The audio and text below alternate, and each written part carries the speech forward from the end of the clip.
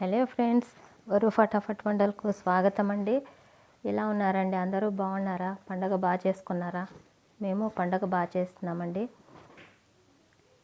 గోలిచిన చట్నీ చూపిస్తున్నానండి ఈరోజు. మా అమ్మమ్మ వాళ్ళు చేసే చట్నీ ఇది. మా ఇంట్లో ఎక్కువ మేము చేసేది ఇది. గోలిచిన అంటే ఏం లేదండి, వేయించుకోవడానికి గోలిచ్చడం అంటారు. పాతకాలంలో గోలిచ్చేది అంటూ ఉంటారు కదండి పెద్దోళ్ళు, అదే ఇది. పచ్చి కొబ్బరి అండి, 1 కప్పు పచ్చి కొబ్బరి తీసుకోవాలి. పల్చగా కట్ చేసి, ఎందుకంటే పల్చగా కట్ చేయడం త్వరగా వేగుతుందనేసి పల్చగా కట్ చేశాను. ఇది బాగా దోరగా వేగాలండి, బ్రౌన్ కలర్ రావాలి. కొద్దిగా పచ్చి తేమంతా పోయిన తర్వాత 1 స్పూన్ ఆయిల్ వేసి వేయించాను. 1 స్పూన్ అండి, ఎక్కువ వేయకూడదు ఆయిల్. కొబ్బరిలో ఎలా ఆయిల్ వస్తుంది, అందువల్ల కొద్దిగా వేసుకోవాలి. దీనికి నూనె కూడా ఎక్కువ పట్టదండి ఈ పచ్చడికి. చాలా అంటే చాలా బాగుంటుంది. డైలీ మనం రొటీన్గా చేసుకునే పచ్చడి కాకుండా ఇలా ట్రై చేయండి. వేడివేడి అన్నంకి నెయ్యి వేసుకుని తినండి, ఎలా ఉంటుందో చూడండి. ఆ తర్వాత చెప్పండి. పెరుగన్నం కూడా నంచుకొని తినండి. జొన్న రొట్టెకి పెరుగు వేసుకొని కలుపుకొని చట్నీలో తినండి. చాలా అంటే చాలా బాగుంటుంది, చపాతీ కానీ రొట్టె కానీ పూరీకి. ఇప్పుడు వేగిపోయిందండి, ఇలా వేయించుకోవాలి మనము. దీన్ని తీసి పక్కన పెట్టేద్దాము. ఆ తర్వాత పచ్చిమిర్చి, కరివేపాకు అవన్నీ ఒకటికొకటిగా వేయించుకుందాం సపరేట్గా. ఇప్పుడైతే కొబ్బరి వేగిపోయింది, ఇలా పక్కన పెట్టేయాలి. ఇప్పుడు పచ్చిమిర్చి వేసుకుందామండి. పచ్చిమిర్చిలో తేమ ఉంటుందండి, కడిగి వేసాను వెంటనే. కరివేపాకు, అందులో వెంటనే ఆయిల్ వేయొద్దండి, చిట్లుతుంది వెంటనే ఆయిల్ వేయడం వల్ల. ఆ తేమ అంతా పోయిందంటే చిట్కా అండి ఇది. తేమ పైన ఆయిల్ వేయొద్దండి, తేమ మొత్తం పోవాలి. లో ఫ్లేమ్లో వేయించుకోండి. తేమ మొత్తం పోయిన తర్వాత లాస్ట్లో బాగా వేగిపోయిన తర్వాత పచ్చిమిర్చి, కరివేపాకు, అప్పుడు ఆయిల్ వేసుకోండి.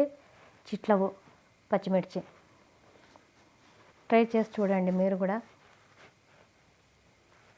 ఆ తేమ అంతా పోయిందండి, అందువల్ల 1 స్పూన్ ఆయిల్ వేసాను. దీనికి ఆయిల్ కూడా ఎక్కువ పట్టదు, చాలా అంటే చాలా బాగుంటుంది. డబల్ టేస్ట్ ఉంటుందండి, రుచి కూడా అబ్బా అనే మాదిరి ఉంటుంది, సూపర్ అనే మాదిరి.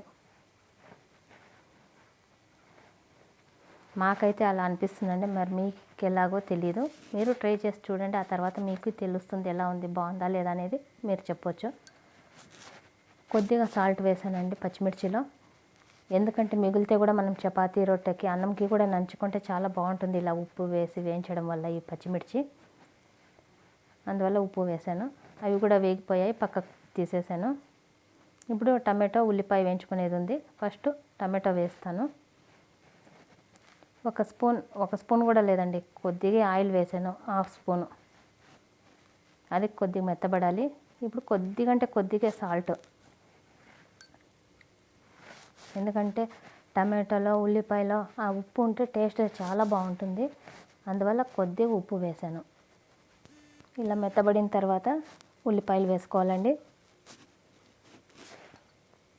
నేను పెద్ద టమాటో 1, పెద్ద ఉల్లిపాయ 1 తీసుకున్నాను. ఇలా పెద్ద కట్ చేసుకోవాలండి, లావుగా. 1 స్పూన్ ఆయిల్ వేసి వేయించుకోవాలి. ఇలా ఎక్కువ వేయించొద్దండి, ఇలా వేయించితే సరిపోతుంది. మరి ఎక్కువ మెత్తబడేలా వేయించొద్దండి, బాగుండదు, టేస్ట్ ఉండదు పచ్చడి. కొద్దిగా కొత్తిమీర ఇది పెట్టి ఎక్కువ వేయించుకోకూడదు.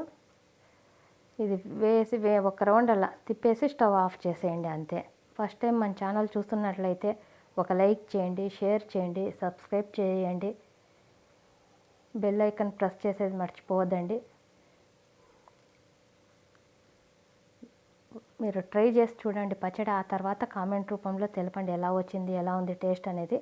పచ్చిమిర్చి, కరివేపాకు వేసానండి. కొబ్బరి మెత్తగా మిక్సీ పట్టాను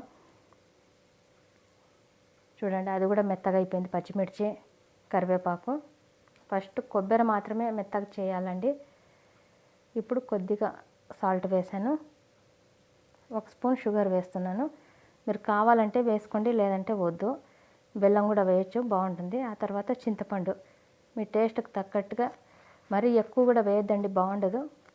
కొద్దిగా వేసుకోండి నానబెట్టిన చింతపండు. టమాటో, ఉల్లిపాయ వేయించుకుని ఉండేది లాస్ట్లో వేసి 1 రౌండ్ అలా బరకగా తిప్పాలండి, ఎక్కువ తిప్పొద్దండి.